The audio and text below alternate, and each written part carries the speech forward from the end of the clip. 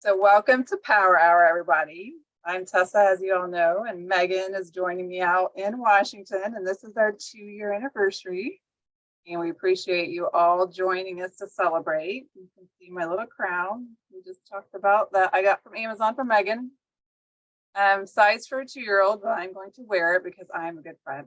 Megan is better than me at thinking ahead on things, but she not only thought of it, she ordered it and had it delivered in time. And she has yet to even get a birthday card from me. So that demonstrates some of our relationship, but who's better on some of that. I think actually before we get started, I was thinking of ways that I could pay Megan back for sending me a crown. And I did think about the clapper. I've seen a couple clappers. I could get the clapper out, but then she'd mute me. And I wouldn't be able to talk anymore. She doesn't care for the clappers. And then I was thinking we could have had a trivia game, which would have been fun. That would require having producers I don't have go through the archives.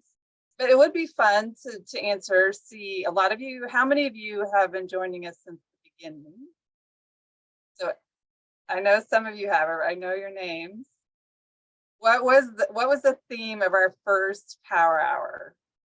So back then we chose a collection to highlight. And we'll see who gets it in the chat first. And then the second question will be, what was our second month? Because both Can of those. I answer? No, you cannot answer. I know you know. I didn't know if there was a prize for this. Your prize is that you'll get to do another year of Power Hour.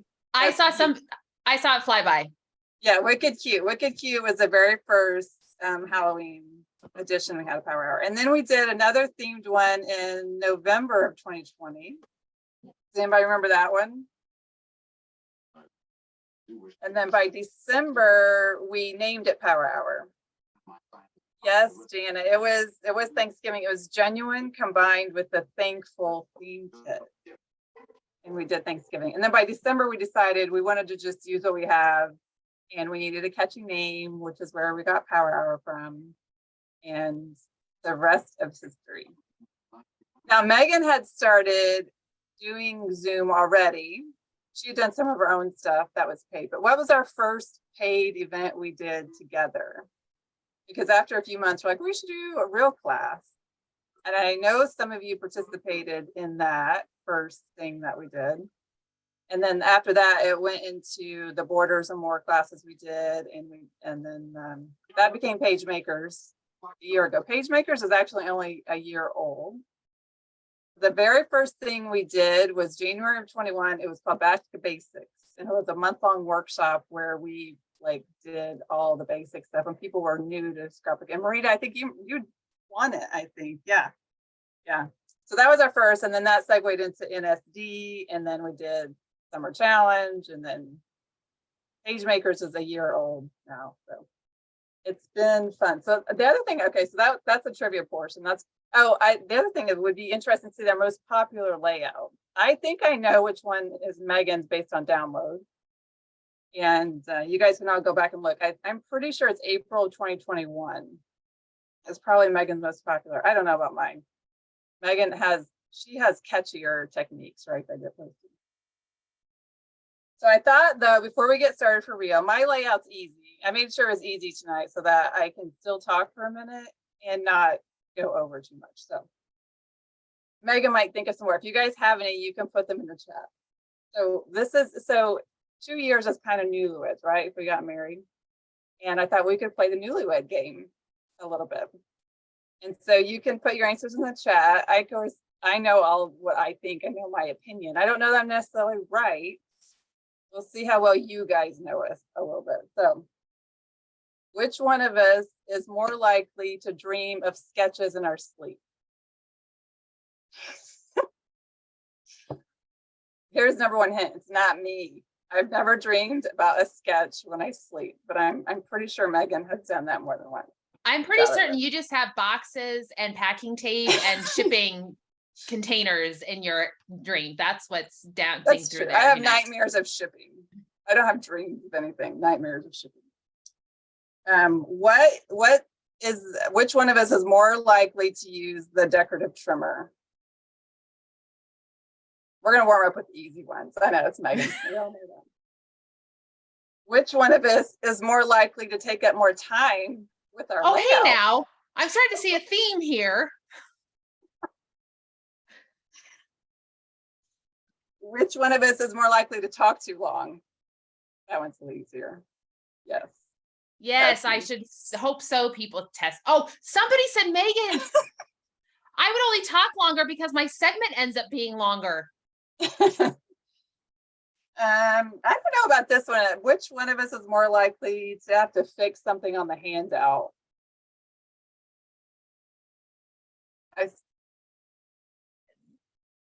That's kinda been, split. yeah, it's kind of split.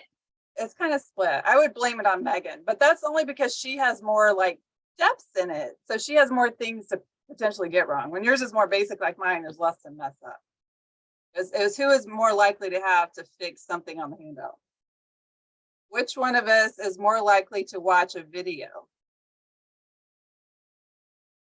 This is super easy. Meggan doesn't watch videos. Did you guys know that? Nope. She doesn't watch videos. She only Sorry, makes them. guys. It's not my preferred method to obtain information or new things. No. So that's part of my job in the relationship is I have to Yes. watch the videos and then give her the information of what's in the video and if she needs to know anything about it. Which one of us is more likely to lose something on camera? It's kind of a tough one. They're saying, I don't know if more people me. I feel like I have lost things before. I did find my Golden Harvest sticker under my cart last week. Kind of Yeah, that split one's- there. I would say we're pretty even on that one. Yeah, probably pretty even. I don't know the range. Which one of us has a messier workplace? I don't know the real answer to this either. I'm just curious to see what people think. You can see my mess. So everyone's going to pick me because I, in 2 years, still haven't figured out how to not be messy behind me. But you should see Meggan. She cleans up only what you see in the camera. And the rest of it is a hot mess. I've been to her house. Yeah, I guess you flipped her. It's all on the floor. You just can't see it. She's better at hiding it. I'm very good at hiding it. Very, very good at hiding it. Very good at hiding it. Strategically angled cameras. Yes. Which one? So this is a little bit more behind the scenes. Which one of us likes to have to-do lists and actually checks things off of them? You guys would think that would be Tessa coming from her nursing background. You would think that she would be all over those lists and those checklists and the standard operating procedures. And nope, me guys, sorry. It's all Meggan. She even has checklists for me on Gmail that I ignore. She just checks off my parts, I think, just she's satisfied. It should just say, has Meggan bugged Tessa to get this done? That's correct. That's correct. That's true, Jenny. No one in the medical field has time for real lists. Okay, which one of us makes all the graphics? Which one of us has no desire to learn how to make graphics, but she needs to? Yes, she does. And then I put on there which one of us is more likely to do Facebook Live, which used to be me, but then Meggan's been doing them all the time now, so she may have passed me up on the Facebook Lives. She hasn't. So that was my quick list of Meggan and Tessa trivia. Anybody else? Meggan, do you have? Would you like to have any you would like? No, you put me on the spot. And I mean, literally, the crown thing, guys, I could do in like 3 seconds from I'm sitting on my rear end watching a baseball game. Yeah. So now I'm gonna have to make a list of questions for some other January. Oh, that's true, Deb. Who's more likely to have a one-page layout? That's a great one. That's a good one. That's you and me. Yep. Who's more likely to use old vintage retired stuff that nobody can get anymore? Hey, I have most of it in stock, so it's not like you can't get it. Although I'll warn you, that's true. It's a bit overwhelming. I've been trying to use up some of my stuff, but that's a good one. Who has the most completed scrapbooks? I can tell you guys right now that's going to be Tessa. Yeah, I have dozens done. Meggan, how many do you have done? Would you call done? Do you mean done, like organized, like you can get it out, never change anything else in it? I probably have under 10. I probably Just a have lot of another 5. pages. I have another 5 or 6 that are just random pages put in there. Yeah. I'm Yeah, that not would be- organized when I scrapbook. And I've been in it a lot longer than, I took a big long break. yeah, she took a break. Well, that was fun. We should probably get to the reason why you're all Probably here should. anyways. Probably should. 8:14. I think I could still be done though in my amount of time. We'll see. All right. You gonna flip down to your desk now? We can go to my desk now. Paul's, I could do it the whole hour. We could do it the whole hour, especially with the wine that I can see some of you drinking. But we'll get to the point. So, power hour. So, episode number 25. We both decided to do Halloween for our demos. So, I actually do have I did a 2-page layout. I'm going to first show you. So, when I was deciding what to do, this is actually a page I had made, I think, as an example page a long time ago. And so when I saw this, I was like, you know what, I'm going to recreate this concept for Power Hour. So this is where it came from. And then I decided to do Halloween. For Emerson, this is an old trick or treat pack. And I used up all my peekaboos. I went to a retreat last weekend and actually did a full album, Fast to Fab, which you guys will get to see, but I used all my peekaboos. So this actually will be a peekaboo right here. Have the little journal box. So basically this layout kind of expands a little bit on the strips and triangles concept, but we're going to fold a little bit. And so for the layout, you need 2 base papers. And then you'll need something that you like both sides of, that because we're going to fold. I would not recommend a directional print because you're going to have to think too hard about how it lays on your paper and what the direction is. And you want something that has a little bit of contrast between the 2 sides. So that combination can actually be a little bit harder than you think to find. Then you need something, this is a statement print over here. It does not have to be, it could be just something that accents. And if you want something to mat it, to put underneath it. And then we have borders, chain style borders across the top and the bottom. You can use laser borders if you want something easy. If you don't, you can use a chain style border maker along the top. So this was a circle chain. It's a current BMC, and this is from the Carving Memory Laser Halloween pack. So that is what we're going to work on tonight. So I decided, because of the laser borders, those of you that attended Golden Harvest a couple weeks ago might not have any extras, but when I do class with Megan, when we do page makers, I always end up with like 4 sets of borders that she uses because I need 4 sets to do my side of it. And so I decided this would be a good layout to use my Golden Harvest stuff with. So my base papers are going to be this kind of the ombre green. And then I have about 6 inches left of this print I'm going to use for my triangles because it has a nice contrasting side. And then for my long strip, I decided to use something just as an accent.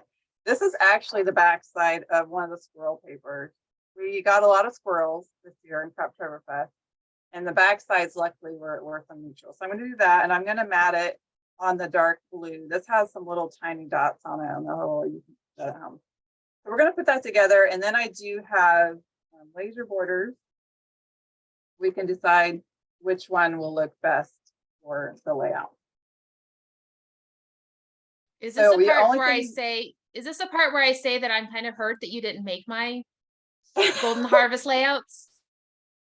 I think I was multitasking during your section. Have you ever made my layouts? I'm going to go back on mute now.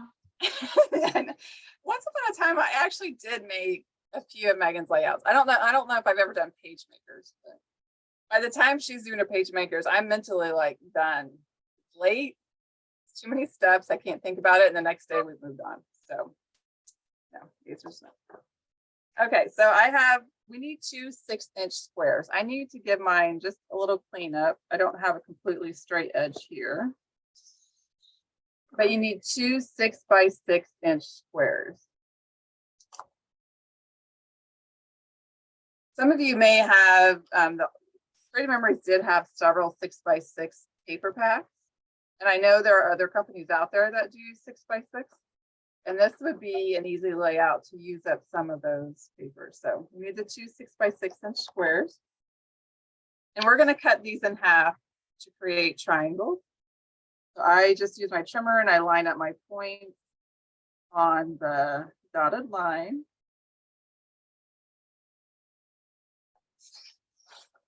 Cut my triangles in half.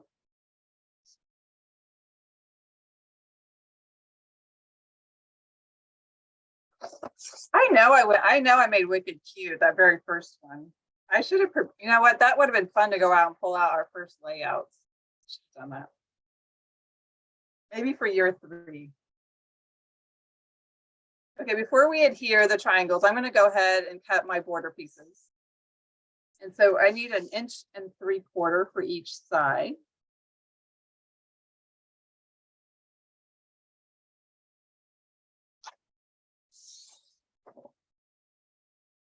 Also a good way to use up some scraps you might have left over. You don't need a full sheet.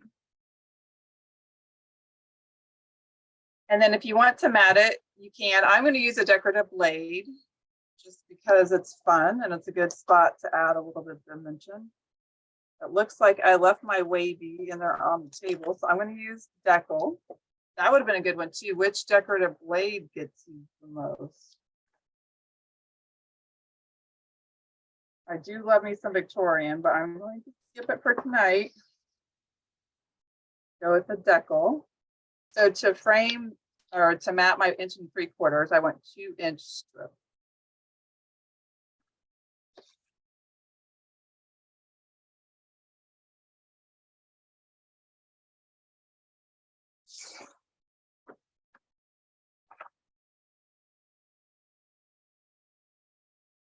I'm done with my trimmer.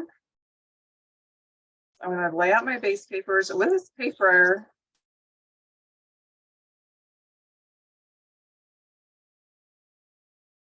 Kind of do the mirror image of the pattern. This paper reminds me of like the Northern Lights. Not that I've ever seen them in person, but.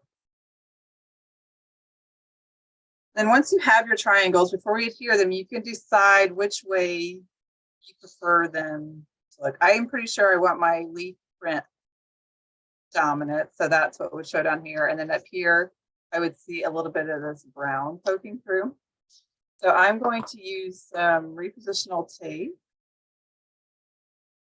I like the repo tape because it works really well on the corners of your triangles.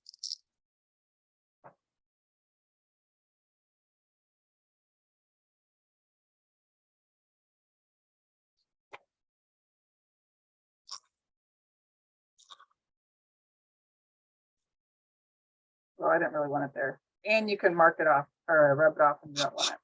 So for this one up here, you only want to put the adhesive down on the long side because we're going to fold it back.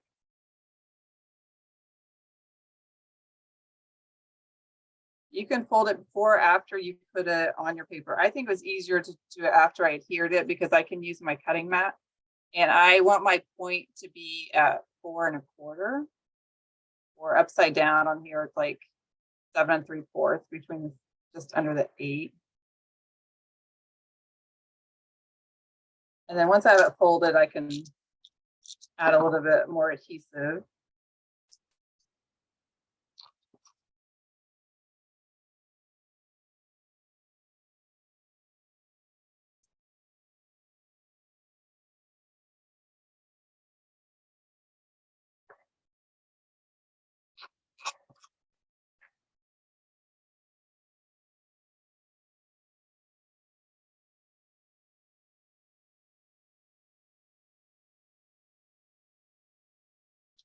I really like the Golden Harvest stuff. It seems appropriate considering it's fall. We've lost a lot of leaves this week. And it's rain's coming tomorrow, or weather's going to change. And I think we're going to lose even more. About 4 1/4.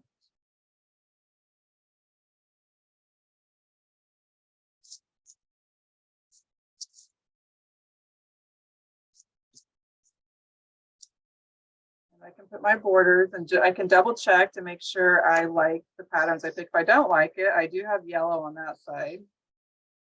I did not want the squirrels. I think the darker looks better on the back of my strips.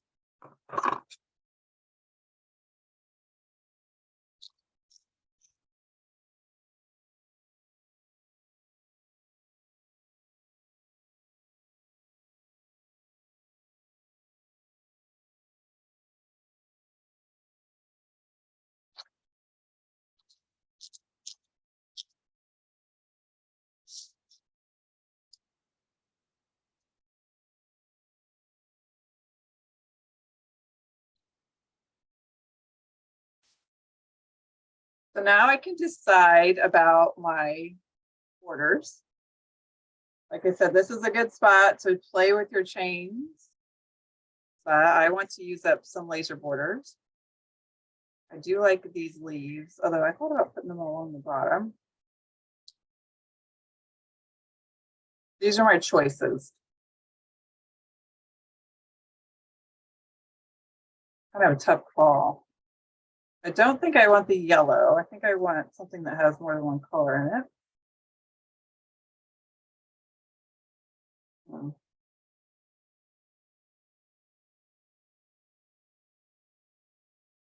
I don't know that there's actually a wrong decision in this. I think they will all look. Should I do the leaves across the top or the bottom? I think I want to do the leaves.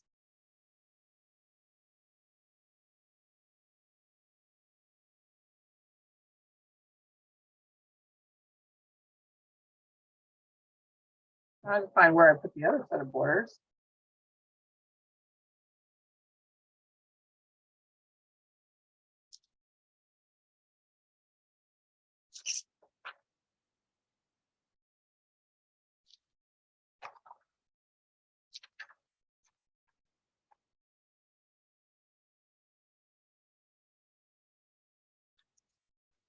Megan, if you guys have fall yet, do you have leaves falling? Yes, leaves are falling. We are just, it's been really warm and dry here for us. We have not gotten into our traditional wet weather yet. So there's no rain in the 10-day forecast. It's kind of crazy. Honestly, guys, it's been really, really kind of weird. But aside from the fact it's dry, I'm enjoying the sunshine. Yeah, we've had a lot of sunshine, really. Yeah, someone suggested leaves on the bottom. I think that looks cute too. So on the handout, you'll see that I put the borders on top, but with these borders, they are layered. And so if I put my border on top, it looks a little awkward because of that depth underneath. So I'm actually going to layer it underneath. I knew I'd have a lot going on with the borders, which is partly why I wanted to have more of a neutral border on the edge. So once I'm confident, I can adhere my borders down.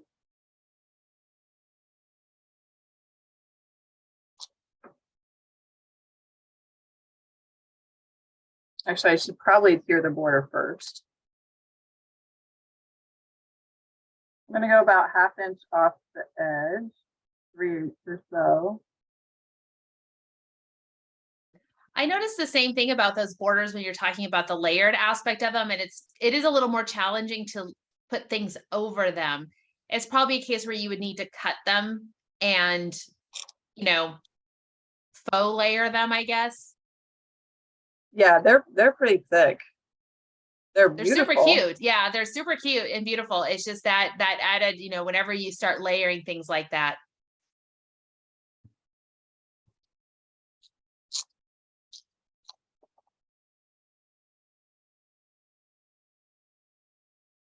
We've had great weather here.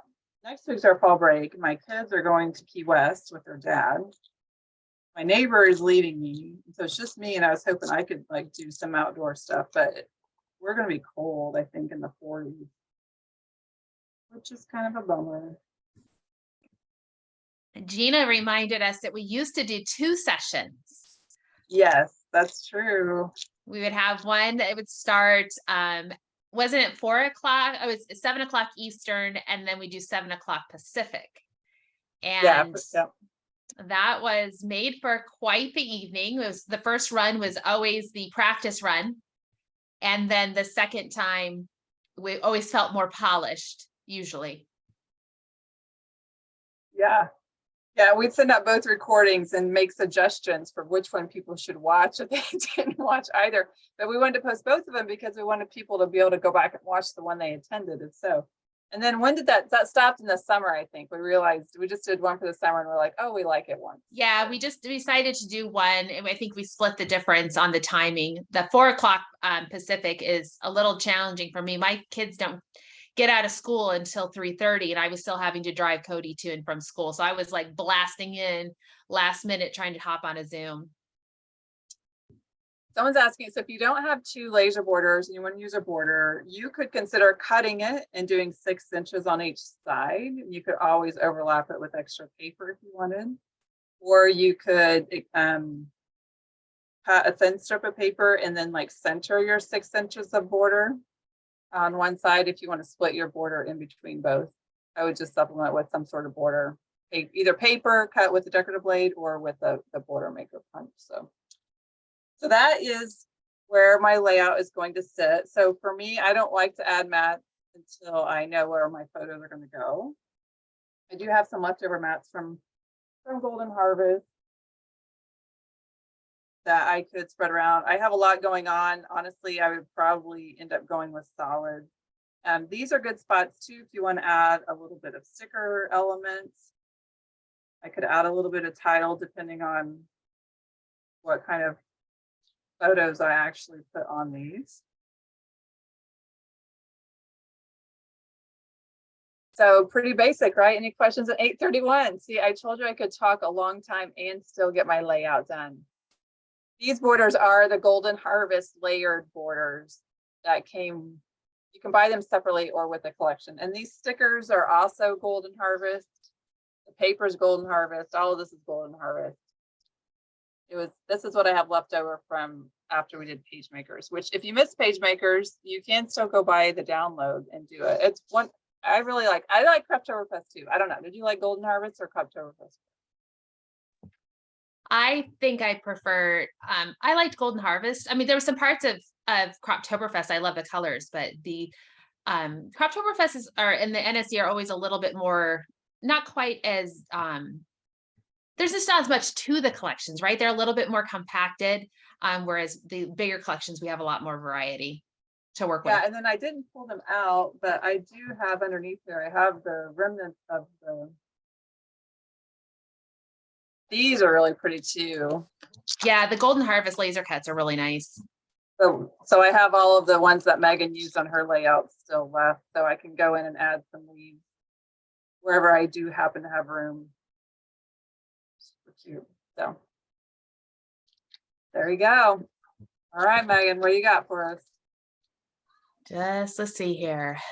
Got to hit all the right buttons. And of course, the neighborhood kids are playing basketball next door. So if you see or hear that, that's what's going on. So I'm Meggan Jacks here. And like I said, surprisingly still a relatively sunny Seattle, Washington. And it's eventually going to start raining, but we've had a delay in it. So yeah, here we are, middle of October and no rain. So I have a 2-page layout to share with you because yes, I am more likely to make a 2-page layout. Let me just make a quick adjustment with my camera. I was so busy helping Tessa with hers that I didn't tweak my final bit. I always love this style of when you have that, the framed effect with the photo corners. And the nice thing, I love the spiderweb punch. I was so excited to see the spiderweb punch.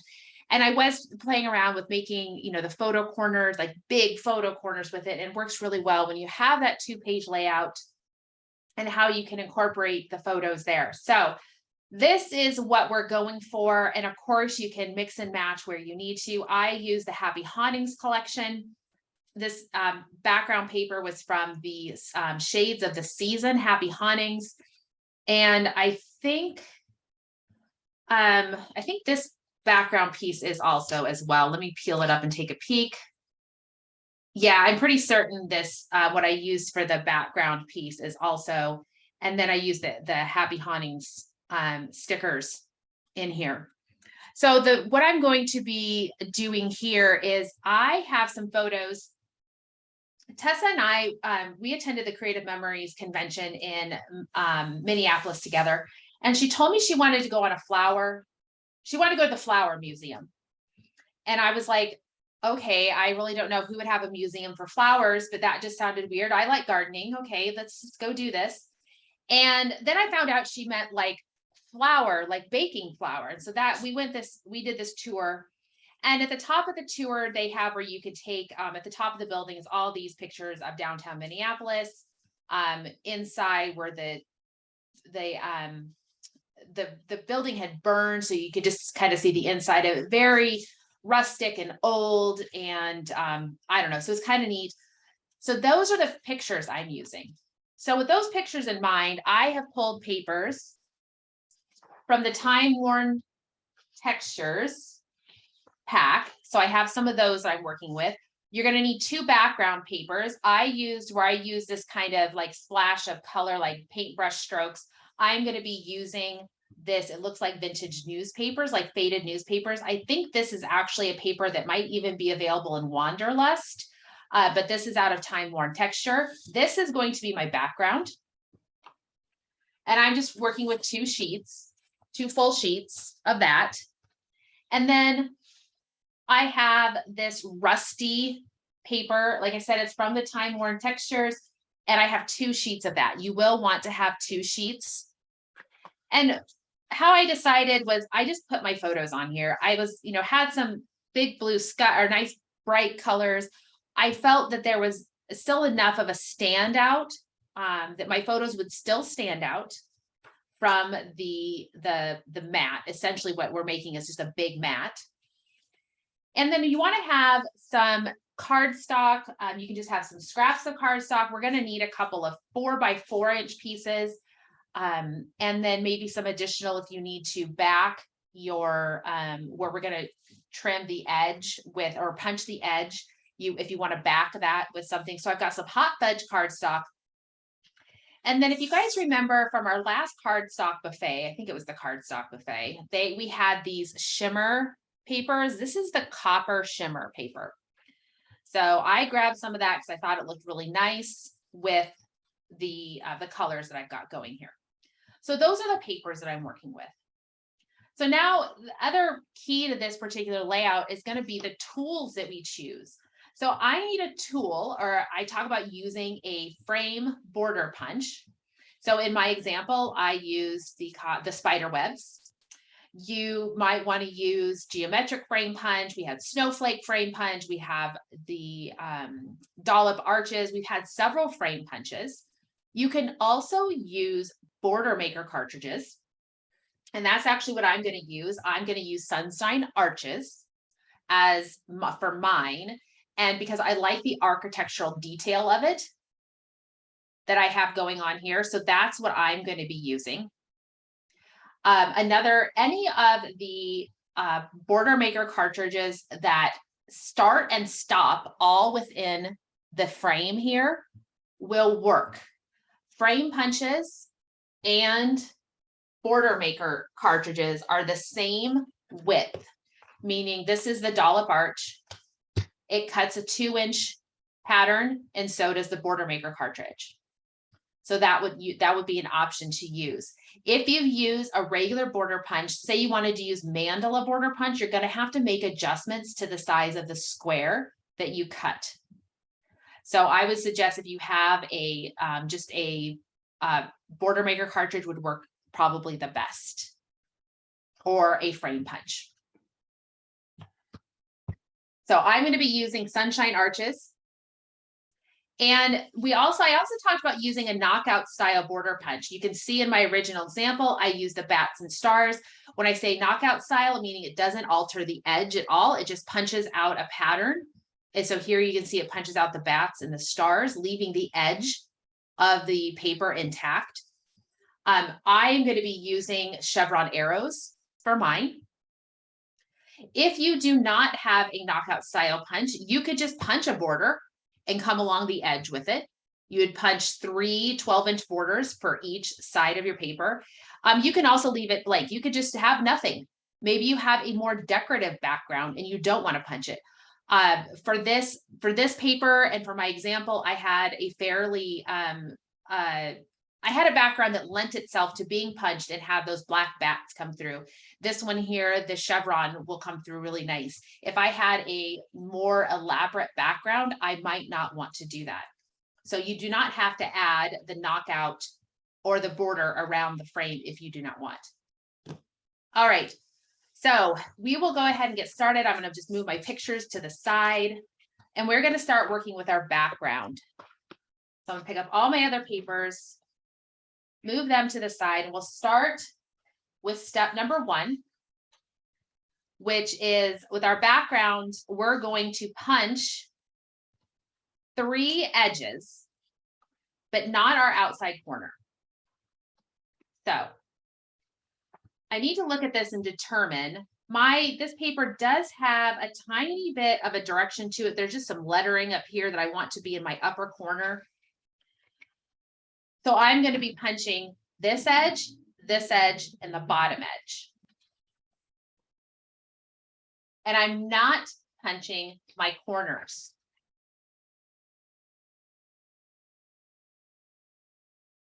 So when I get going here, I'm not going to punch the corner. I'm going to start, if we imagine this there's a little piece right here. Imagine that we call that slot 1. I'm going to come down to slot 2. And that's where I'm going to start my punch. I am punching the top edge of my paper. I'm going to punch all the way from slot 2, 3, 4, 5, and 6.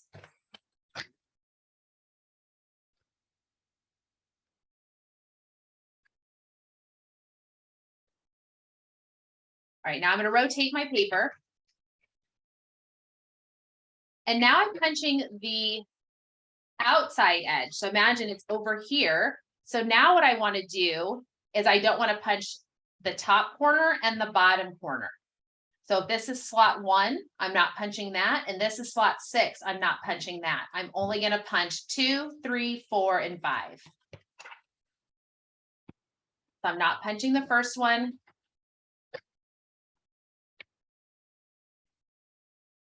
And I'm not punching the last. I'm going to save all my little bits and pieces. This is my bottom edge.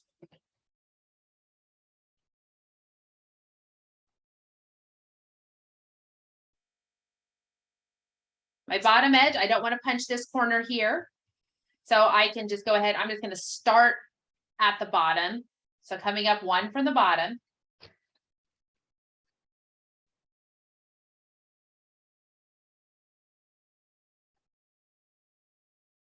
And now I've got, that is my left page. All right, so I'm going to do the same thing, but I'm going to do my right page. So here's my right page. And I want to punch the top edge, not this corner and not that corner.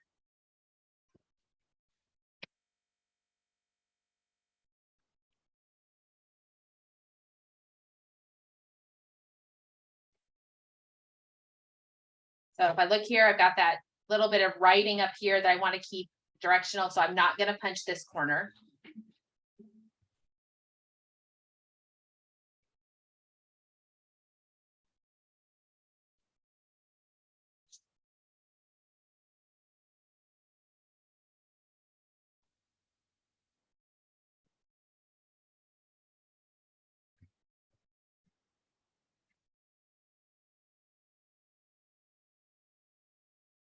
One last little bit of punching here, and then I'll be done punching the backgrounds.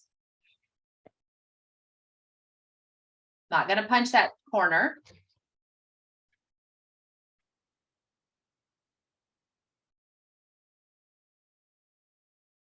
So there's no border punches that are knocked out, are there? There are, they're not common. The boots, the boots. Boots is one of them. Plaid, I think is diagonal plaid, I think technically is, maybe. Yeah, But that it would count. ultimately Yep. does, it ultimately alters the edge. And if you have one that alters the edge, it's fine. What you're gonna need to do though, is you're gonna need to actually just make sure you have like a full piece of cardstock that you're gonna come and mount it on. So you would want to have a full piece, because then whatever your decorative edge is at the top, you would have that as almost like your border. So you could do it that way if you wanted to. So you can see here how that now has those chevrons standing out. So the next thing I need to do here is I'm going to go ahead and cut out the frame. You don't have to do this step if you don't want to. I am a paper saving fool, so I don't mind doing it. And also for this particular layout, because my paper here, when I flip it over to look at the reverse side, I don't have enough contrast between these two pieces to be able to have this nice effect with these columns, these strips of paper. I'm actually probably going to use some of this creamy white color instead. So I'm going to go ahead and do the frames. I'm going to cut out a 9-inch square. So I'm doing 1.5-inch frames. Since I'm ultimately going to be using a lot, I'm making 8 of the same cuts. I am going to go ahead and use binder clips. So I'm going to line up my paper at 1.5 inches. Below, I've turned my trimmer. I've got this lined up at the 1.5 inches.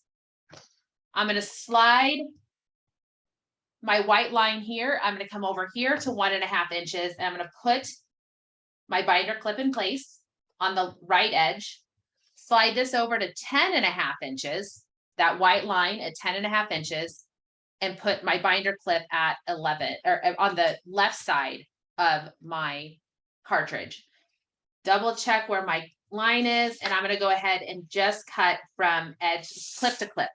And I'm going to go around on all 4 sides and do this. The binder clip makes it fairly quick. I just trim and rotate 90 degrees. You do not have to do this step if you don't want to. I just like to save paper wherever I can.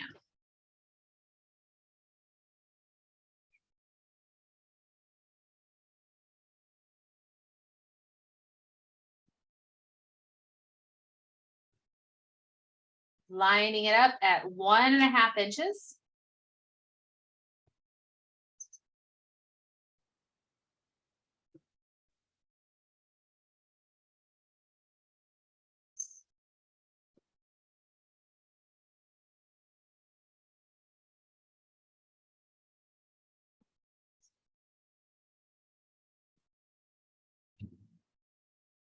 One last cut and I'll have those pieces out.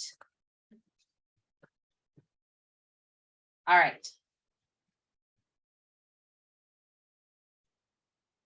So I am ultimately probably going to go ahead and just mount this to the hot fudge cardstock. You could just make strips and mount it to the back. But I'm going to be honest with you guys and say that I'm probably just going to be a little bit lazy, and mostly because I'm on camera and I can already see Tessa back there. Yep, she's going way over half an hour. So that would be how those would be. So somebody's asking where the binder clips are. I have the binder clips secured to either side. So you just line up where you want your mark to stop. And I know that where my white line, where I want that white line to be is where I want that measurement. That's the start and stop. That's where I know where my blade is starting, where the cut will start. So next we need to cut our background pieces, or excuse me, what is ultimately the matte pieces. So in my sample, you can kind of see it. It's that golden yellow, which is the opposite side to this purple piece. So we're gonna go ahead and cut those, and I am using that rusty, the rusty paper here. So we're gonna cut off a 2-inch strip. So I'm working with step number 3 on the handout, a 2-inch strip. Set that aside and rotate it 90 degrees. I'm gonna cut off 1 inch.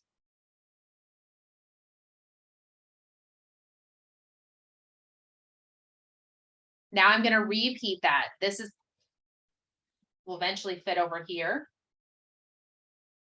I'm gonna repeat those cuts with my second piece of paper.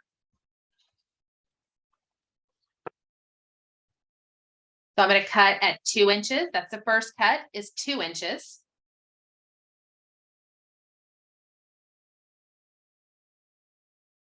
So I've cut off a 2-inch piece. I rotate my paper 90 degrees and cut off 1 inch.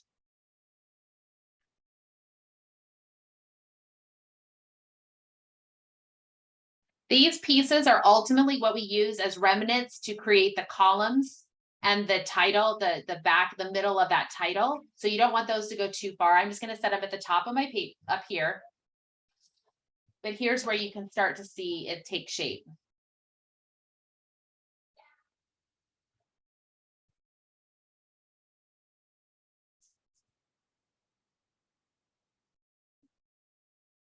All right, now, depending on your pattern, because I use the chevron arrows, I don't need to trim down this paper anymore. When I did the bats have a little bit of a deeper cut. My chevron arrows, as you can see, it's very just like nice and down the middle there. I actually had to trim down this background piece just a little bit. I think I had to take 1/8 of an inch off each side. So like 1/8 of an inch off this side, 1/8 of an inch off the top and the bottom, to make sure that I wasn't overlapping my bat tails. So if you use a punch that has a little bit of a deeper cut to it, and your matte piece here, this large rectangle, is covering any of that up, just give it a quick trim. Just, take a little bit off of the 3 sides and see if that gives you enough clearance so you can see all of your entire pattern, or maybe you don't care. I just wanted to be able to see the tip of those the tails. All right, so next up, we're going to go on to step number 4. And for step number 4, I'm going to be using this copper paper. And I need to make 2 4-inch squares. 2 4-inch squares.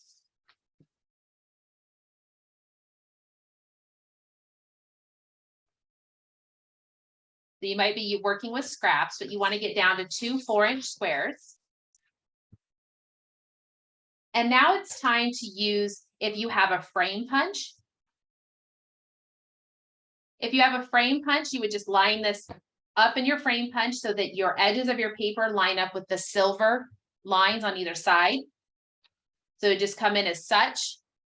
You guys can't really, hard to see the overhead there, but I've got it lined up on either side at that silver line. And then you punch, pull it out, rotate 90 degrees and punch, and keep going until you've punched all 4 sides. I'm not using a frame punch. I am using a border punch. It works on the same principle, but there's just no guide. We just have to center it in here as best as we can. So I'm going to pull this aside just so I can have the white. I am doing my best to center this. And I'm going to punch. I'm going to rotate 90 degrees. Once again, doing my best to center it.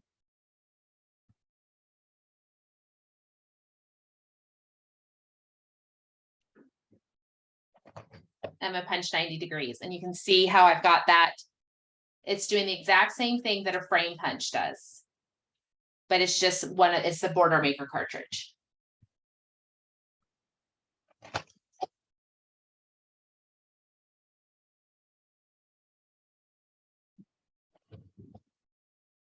And I will need to use some scissors to come in and snip that out.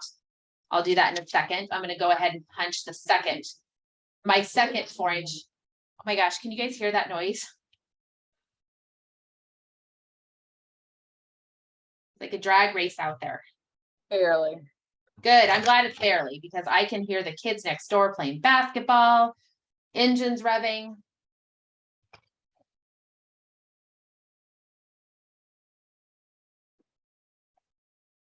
Let's just say there is a lot of fighting going on with this particular basketball game. Kids find everything to argue about. All right. So then I'm going to go ahead and just do a quick snip. I probably could just tear it away, but I want to keep it looking clean. I mean, I do kind of have a cute little piece there. Maybe that's the question. Who's most likely to keep the scraps to use in something else? I can't wait for everybody to see my Fast to Fab book, because I did a lot of that little scrap saving, and I love it. I do a lot with that when I'm working in the Fast to Fabs as well, because you're working with one collection. It's easy just to kind of shove things in piles, and you're like, oh, I have this little space here, or do I have any scraps that fit? I am looking forward. I've seen part of that Fast to Fab you were working on. You said you worked on the second volume, right? Yeah, I did most of the first book when I went to see Meggan in February, and I just did the second book this last weekend. So I have a few more touches, and I'm going to video it. So this, after you've cut your 4-inch piece on all 4 sides, now we just want to go ahead and cut it on the diagonal or whatever it is, so that you cut it in half so you end up with some triangles. There's one.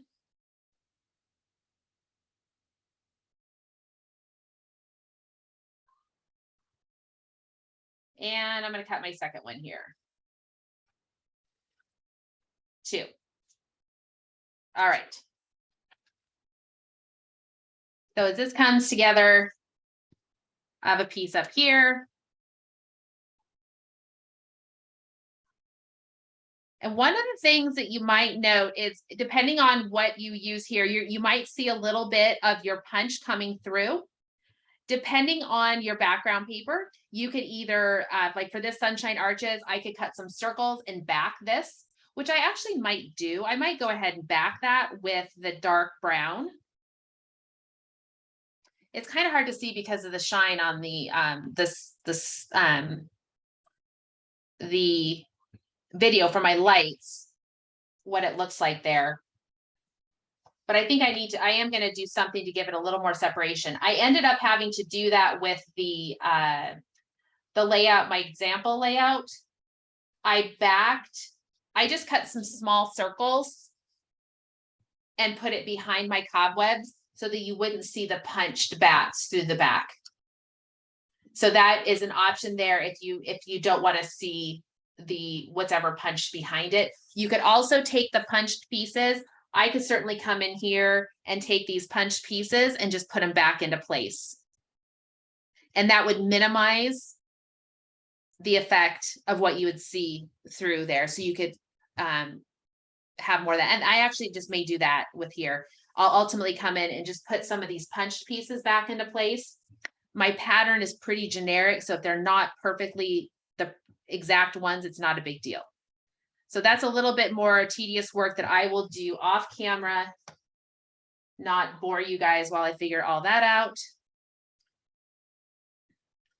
Then the next thing we have to do is we got to go ahead and put some photos on here. Of course, you'd be adhering things. Yeah, I like that. I'm just going to go ahead and I'll work in those punched pieces that I saved that I didn't do anything with. I will go ahead and just put those punched pieces back in. So now it's time to lay out my photos. There's even a picture of me. So you need some vertical photos, you need horizontal photos.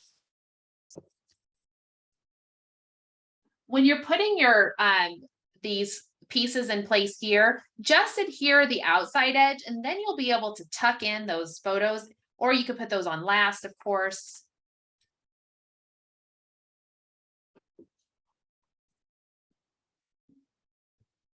I need to separate out. My landscape photos are kind of similar. I did go back and look through my photos to see if I had something that was a little bit different and to add, you know, some more contrast between this photo and that photo, but I didn't. So sometimes I just don't take enough variety. I think, oh, that's enough of those. And I was like, oh, but if I just had one more photo. I guess I should have asked you, Tessa, if you had some good photos from, you were there with me. I'm just wondering where I'm at in photos because I was there with you. I cut you out. You were right here. There's not one of us together. Here you are. See, here's your arms. There you go. You're in the photo. You can just be that column right there. At least you printed them. All that's still on my phone. I think there's some other pictures of us together in this. I have a lot of photos from this. All right, so now, as I mentioned before, I don't think that I have enough contrast for this. It doesn't have the look I want. So now what I'm going to do is I'm going to come back to this piece here. The opposite side I could use, and maybe that would work, though it makes me think of like popcorn ceilings. I think it's supposed to be stucco, but it makes me think of popcorn ceilings. So what I'm going to do is I'm going to cut this remnant square into, I need some 1 inch wide pieces. And I need some 1.5 inch, I think it's 1 1.25. So 2 1-inch pieces that I'll trim down to 4 inches each. And then I need 2 1.25 inch strips.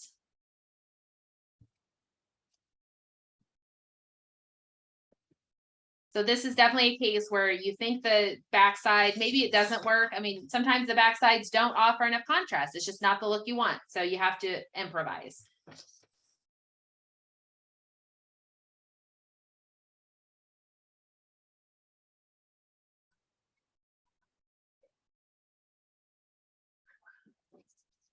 How do you decide whether to matte or not matte? The reason I'm not going to matte this is because I feel like I've got a pretty good contrast in here. I could come in and matte these additional if I want. I am treating this rusty piece as one big matte and not worrying about the little mattes. If you want to come in and matte, you could definitely do so. You're going to want to use the measurements that I give you here, the 4 inch, the 5.25 by 4, those would be your mattes. And then you would need to trim your photos down just a little bit more from there. So I definitely could. I could come in if I wanted to and maybe try to cut some mattes and give everything just a little bit more of a pop. Or I could even just come in with the dark brown if I thought that I needed to have a little bit more polish here. And that would definitely look nice on there. So that is definitely an option that you can do if you like to matte all of your photos. So this paper, somebody asked about which paper pack this is. This paper pack that I'm using is it's called Time Worn Textures. It's a retired pack, came out a few years ago.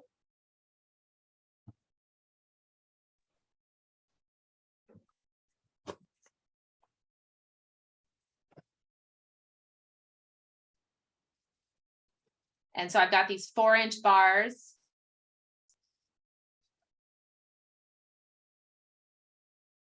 And I might decide to come back in and add the mattes.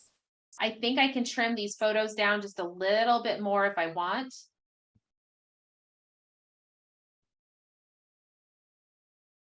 Now I think I've got too much contrast. Oh, so many decisions.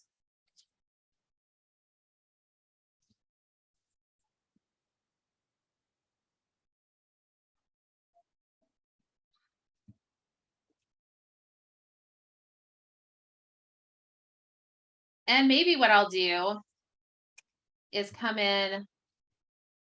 I just don't think I can make that work.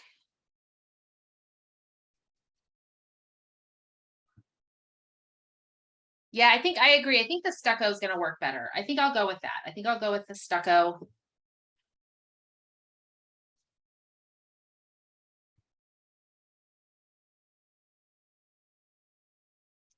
It would definitely be help if I was adhering things.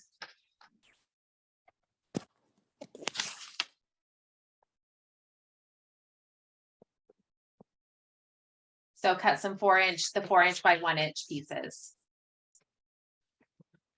So everything has the dimensions if you need to piece together. And Linda, you're right. I may have to go ahead and use the hot fudge. Just pull that hot fudge in there.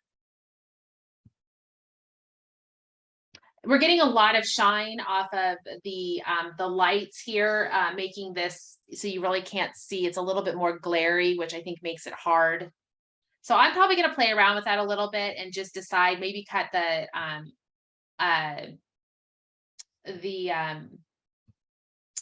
hot fudge to go here. I also did grab my cityscape border punch so that you can kind of see some of the skyline stuff here. I was debating whether I'd go ahead and put that in here. However, it doesn't really fit in with the flower tower thing going on, but yet at this point of the tour is more about, you know, seeing the cityscape and all that kind of stuff. So we'll have to see. And then of course, Time Worn Textures was all about the just texture paper. There was not a collection. There was no borders or anything to go with it. So I did grab some of the Out of Wanderlust. There are some embellishments and things that I could use.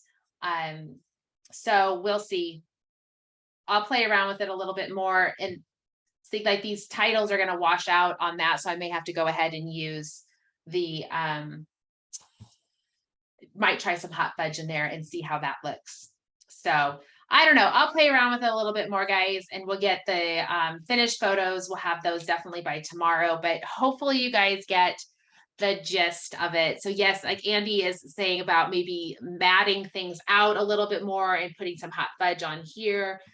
There's lots of ways to do it. I could even come in and maybe come in with that. Maybe that's what I need to do, is just cut down. I might do that. Then I can use the rusty things, but it lets it stand out if I use the stucco pieces behind it. So I'm actually leaning that might be the direction that I go. Get to use those rusty metal sheeting that's on the back side of the Time Worn texture paper. You can see it a little bit closer, has some real nice texture to it. All right, so that is, I think went through everything there. I just have some finishing touches I need to add to mine. So, all right, thanks you guys for joining us. We will have the video all set for you guys to go in to watch. We'll get it up all into YouTube. I'm excited. I know how to do chapters on YouTube. So I can actually, for those of you who want to rewatch the Let's Make a, well, what was it? The Newlywed Game? Who is most likely that we did at the very beginning. If you happen to miss that, you'll be able to go back and watch it. Otherwise, I'll have it that you can just click right and jump into those layouts. Because I know sometimes people are a little bit more like me and they're just like, can we just get to the point? It's not my best feature. My children will tell you that. It's not my best feature. They're coming with these big stories. I'm like, what's the point? Don't forget the hashtag. Oh, yes, the hashtag. It's on your handout. October 2022 PH. If you could post those in the ideas and inspiration group, we will do a drawing. We'll do it a week from today, right? So on the 18th. So post by the 17th, the end of day. Post by the end of day on the 17th, and we will have that. Tessa is going to be making a new Fast to Fabulous video. I don't know that you have the timing quite on that yet, do you? I have Feature Project Friday first, and then we will get to video. Probably early next week. All right, so early next week, that should be coming. You will, of course, we'll get that information out to you. For those of you that are I don't think we have, our next class is going to be the seasonal sightings page makers class. We do not, it will be November 15th. I still have not done those graphics for it. So I'm going to go watch the Padres game here shortly. So maybe I will be able to get that done. I'm only productive during baseball season, guys. After the World Series over with, I'm not sure what's going to happen. I may have to start watching hockey. So I think that's all I've got for you guys. Am I forgetting anything, Tessa? I normally have a list and I didn't write the list. I think that's it. Hashtag and then Power Hour and season sightings in November. Yes, and seasonal, and then for the next, we'll also have the November Power Hour, and that's going to be coming up. I think it's the week before seasonal sightings. It's November 8th, so it's a quick turnaround. We're going to do it November 8th for Power Hour. Seasonal sightings will be November 15th, and then that next week is Thanksgiving. So we'll get you a couple of classes in before the holiday heyday starts. And that should be good. So, all right, everybody have a fantastic rest of your day. Looking forward to seeing all of your layouts. I'm sure there's already layouts being shared in the group. And so we'll see everyone soon. Have a great night. Bye.